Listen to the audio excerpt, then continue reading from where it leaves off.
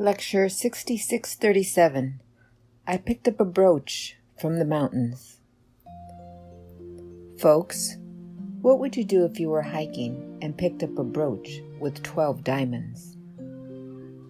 The brooch may be fake, but the expectation that it may be real can't be ignored, right? Well, it gave the possibility of hope, just like the day before the lottery draw. So you will feel amazing. Yes, but how can you handle this? What did you say? Go to the jeweler and appraise it right away? Now, here is a clear answer to what to do with the brooch you picked up. The answer is... don't check it if it's real or fake. Why?